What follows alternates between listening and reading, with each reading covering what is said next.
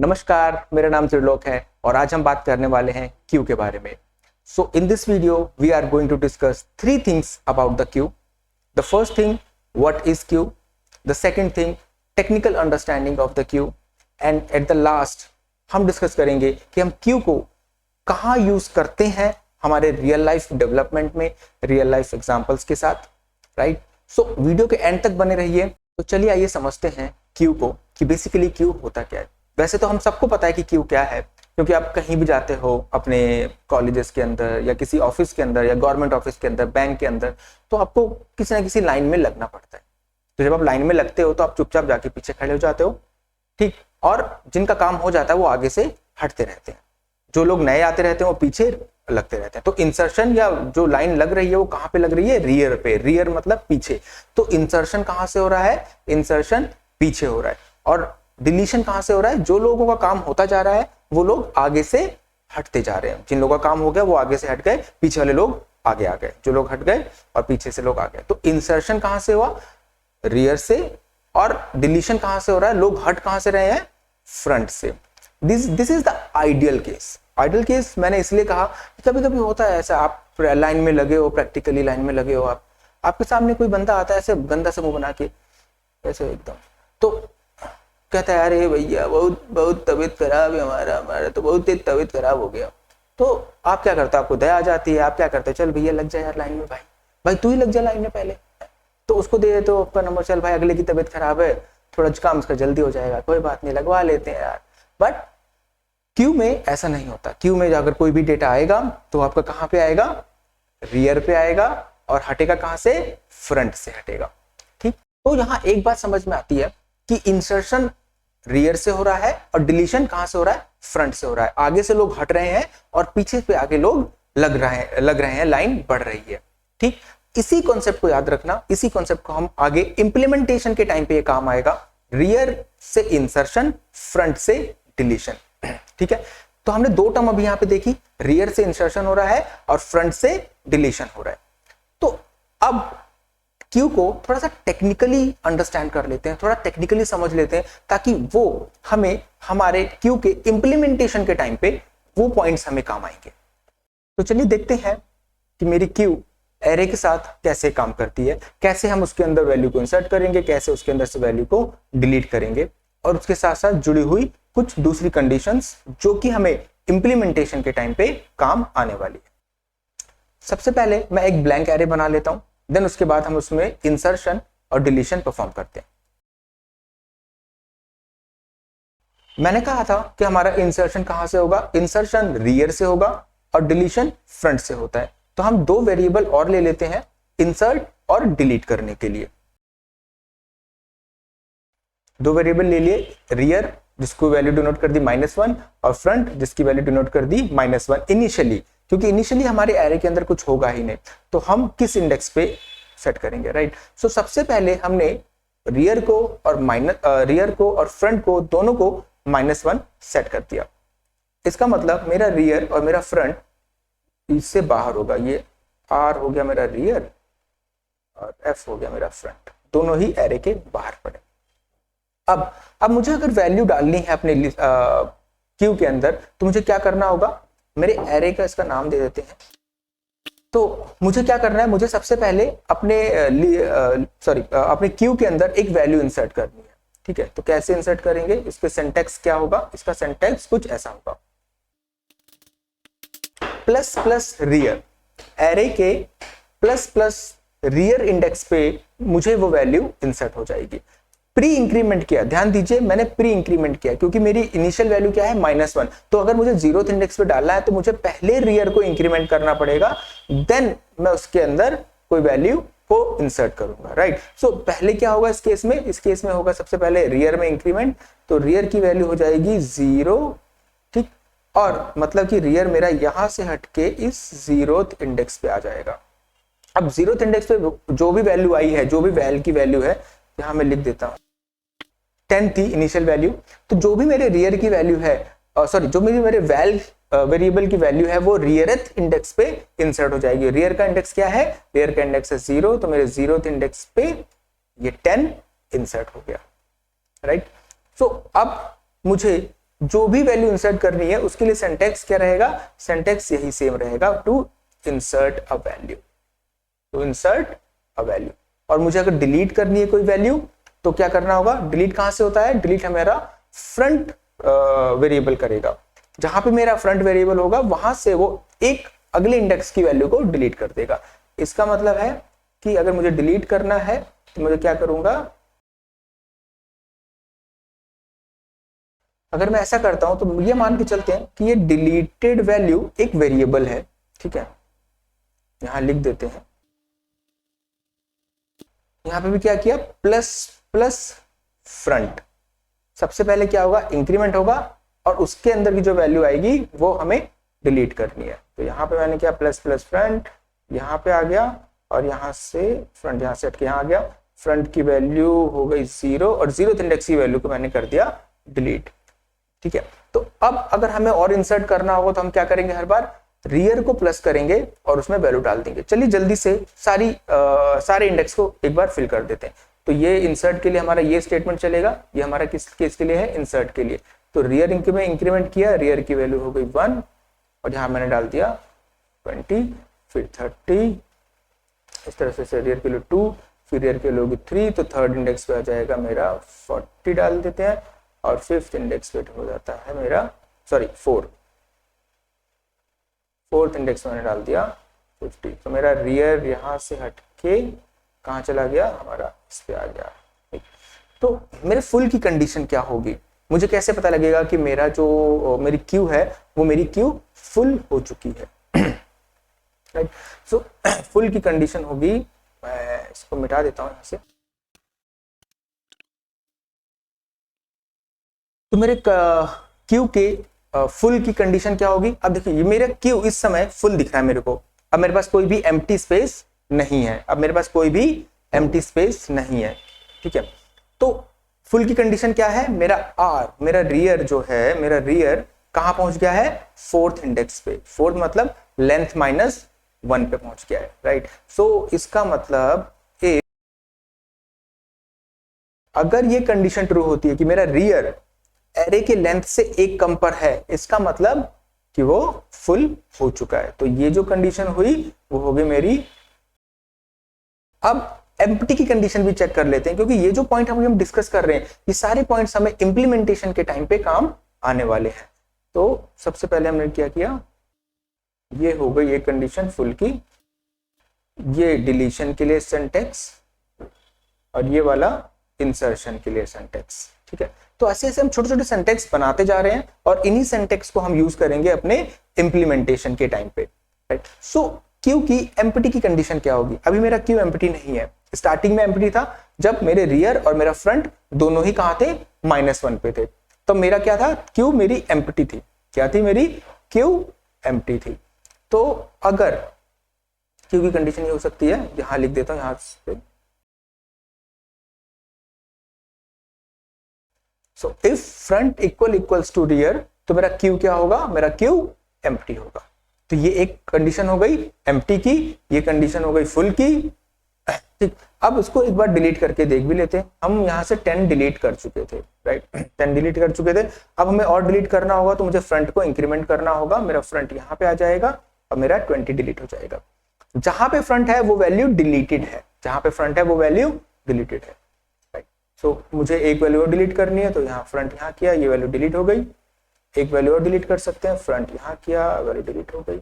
एक वैल्यू पे और डिलीट कर सकते हैं, मैंने कहा फ्रंट मेरा यहाँ पे आ गया और ये वैल्यू मेरी डिलीट हो गई। अब ये एरे तो आपको खाली दिख रहा होगा, क्योंकि रियर इक्वल्स टू फ्रंट, ये क्या हो गए, रियर इक्वल्स टू फ्रंट, ये दोनों रियर और फ्रंट दोनों ही एक लोकेशन पे आ गए। मतलब ये भी 1 के बाद 2 पे गया, 2 के बाद 3 पे गया, 3 के बाद 4 पे गया। तो रियर और फ्रंट दोनों ही कहां पे आ गए, रियर और फ्रंट मेरे दोनों ही सेम लोकेशन पे आ गए। और जब दोनों सेम लोकेशन पे होते हैं तो मेरी कंडीशन क्या है, Q is empty, Q is empty. But यहाँ पे जो जिन इंडेक्सेस पे मैंने खाली किया, जिस इंडेक्सेस में मैंने इनकी वैल्यू को डिलीट किया 0 1 2, यहाँ पे तो वैल्यू डिलीट हो चुकी है, बट उसके बाद भी मेरा मैसेज क्या प्रिंट हो रहा है, क्यू इज एम्प्टी। मतलब मैं कुछ इंसर्ट नहीं कर सकता हूं, क्योंकि अगर मैं यहाँ पे इंसर्ट करने जाऊंगा तो वो कहेगा क्यू इज फुल। अगर मैं इस कंडीशन पे मैं इंसर्ट करने जाऊंगा तो क्यू इज फुल का मैसेज देगा, क्योंकि मेरा रियर कहां पे है, रियर मेरा लेंथ माइनस 1th इंडेक्स से पहुंच चुका है। तो मैं इंसर्ट कर नहीं सकता क्योंकि आगे कोई वैल्यू नहीं है, और मैं डिलीट करने जाऊंगा तो फ्रंट और रियर दोनों सेम लोकेशन पे है, तो वहां पे क्या प्रिंट कर देगा, क्यू इज एम्प्टी। मतलब एक जगह वो कह रहा है क्यू इज एम्प्टी और एक जगह कह रहा है क्यू इज फुल।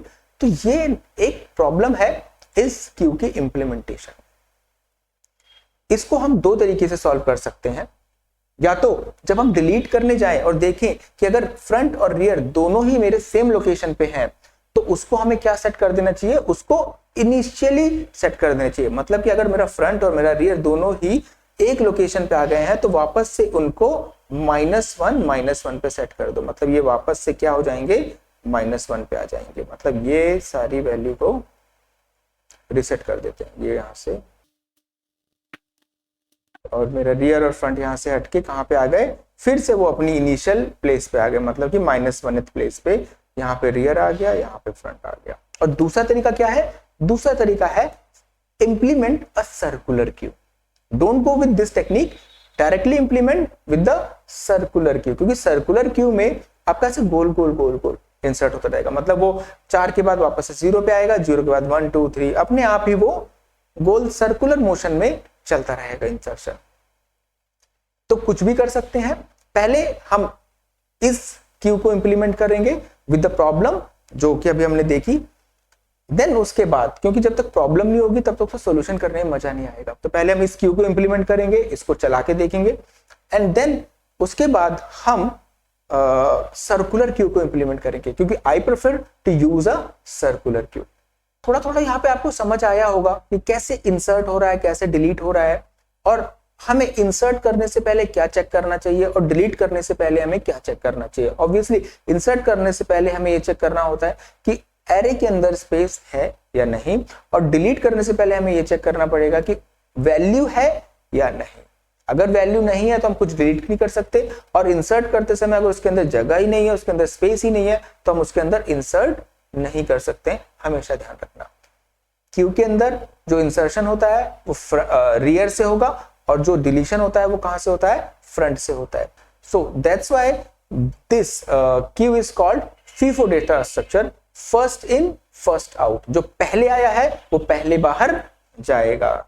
मैं यहां लिख देता हूं, Q is a FIFO data structure, याद रहेगा।